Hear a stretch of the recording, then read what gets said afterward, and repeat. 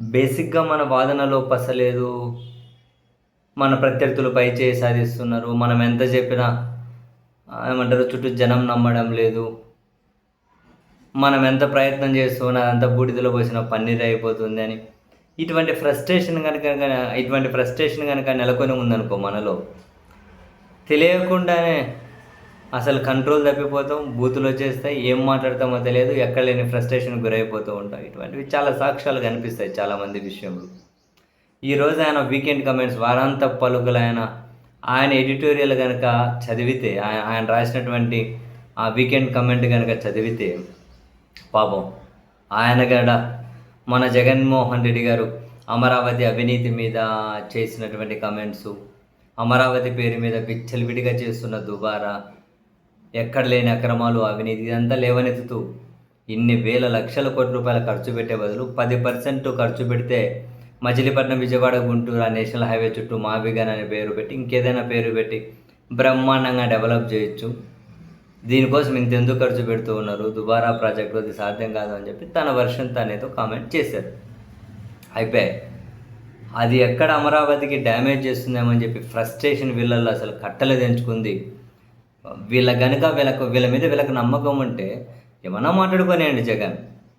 వీళ్ళు ఆల్రెడీ పార్లమెంట్లో బిల్లు పెట్టి చట్టం చేయించుకున్నారు. అండ్ 58,000 60,000 కోట్ల పనులాడ గ్రౌండ్ అయ్యాయి అంటున్నారు. ఆ పనులన్నీ చేసేసి అన్నీ అయిపోతే జగన్ కాదు తర్వాత ఇంకెవరు ముఖ్యమంత్రి అయినా మార్చే ప్రయత్నం ఉండదు, ఆ ఛాన్స్ ఉండదు. సో వీళ్ళ పని వీళ్ళు ఎఫిషియెంట్గా చేసుకుంటూ పోవచ్చు. కానీ వీళ్ళ పని మీద వీళ్ళకి నమ్మకం లేక అండ్ జగన్మోహన్ రెడ్డి డ్యామేజ్ చేస్తారని చెప్పి భయం కూడా తోడైంది. కాబట్టి ఈరోజు ఆయన వీకెండ్ కమెంట్స్ అసలు ఏం మాట్లాడుతున్నారో ఫ్రస్ట్రేషన్లో ఆయన నిజంగా అర్థం కాలే. జగన్మోహన్ రెడ్డిని నమ్మేవాళ్ళు, జగన్మోహన్ రెడ్డిని ఫాలో అయ్యేవాళ్ళు, జగన్మోహన్ రెడ్డికి చిడతలు కొట్టేవాళ్ళు, ఆయన ఏదంటే అది దానికి మద్దతు ఇచ్చేవాళ్ళు, ఇప్పుడు మావిగాన్ అంటే అదిగానే బాగుంటుందని చెప్పి మద్దతు ఇచ్చేవాళ్ళు, వాళ్ళు మనుషులేనా, వాళ్ళకు మెడకాయలు కొంచెమైనా వాళ్ళ నెత్తిలో మెదడు ఉందా, ఉంటే ఆ మెదడులో గుజ్జు ఉందా, ఇవే మాటలు.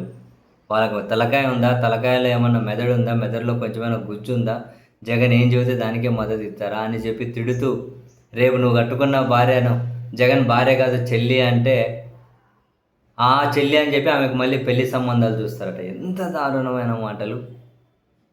జగన్ను నిర్ణయాలకు మద్దతు పలికే వాళ్ళు జగన్ కనుక ఆమె నీ భార్య కాదు నీ చెల్లి అని అంటే సొంత భార్యను కూడా ఓహో జగన్ చెప్పిండి చెల్లి అని చెప్పి ఆమెకు పెళ్లి సంబంధాలు చూడడం మొదలెడతారట.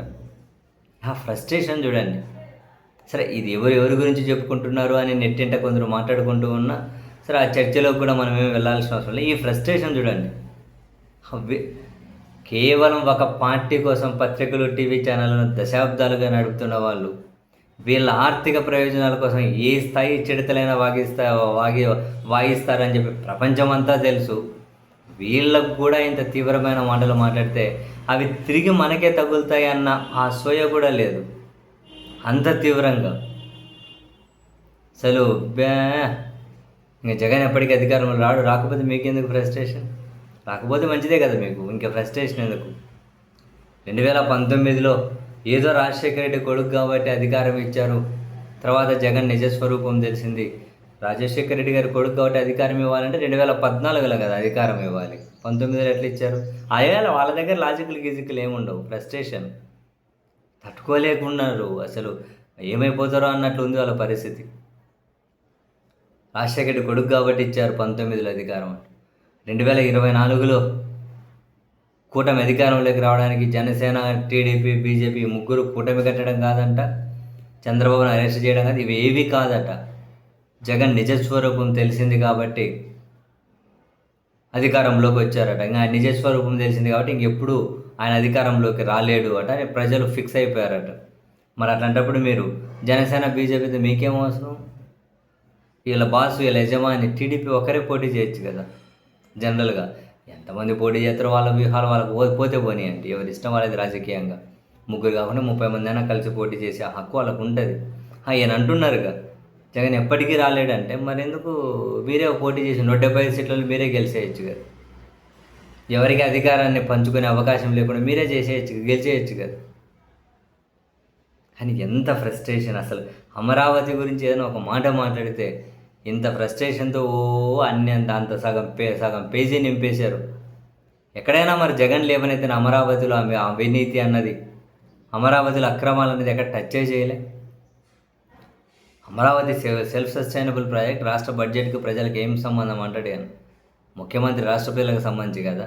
రోజు ఆ వ్యవహారాలు చూసే మంత్రి ఎవరు? ఆ ఆ వ్యవహారాలు నడిపే అడ్మినిస్ట్రేటివ్ వ్యవస్థ ఎవరు? ఐఏఎస్‌లు ఎవరు? ఎవరు వీళ్ళంతా? రాష్ట్రం పేరు చెప్పి కదా అప్పులు తెస్తున్నది. ఆ భూములమ్మి అప్పులు తీరుతున్నారు. ఎన్ని భూములు అమ్మారు ఇప్పటికీ? ఎంత అప్పు తెచ్చారు? చెప్పాలి కదా లెక్కలన్నీ. వామ్మో! మీ ఫ్రస్ట్రేషన్ తగలయ్యా. ఏందయ్యా అసలు? ఎన్ని ప్రయోజనాలు దాగున్నాయా మీకు అమరావతి చుట్టూ? అసలు ఆంధ్రప్రదేశ్ అంటే అమరావతి తప్ప ఏమీ లేదు. వీళ్ళు చెప్పాలి. వీళ్ళు చెప్పేది అదే నమ్మాలి. లేకపోతే పెళ్ళాలని గాని చెల్లెళ్ళని చెప్పి అంటారట. వామ్మో! అయ్యో సామి!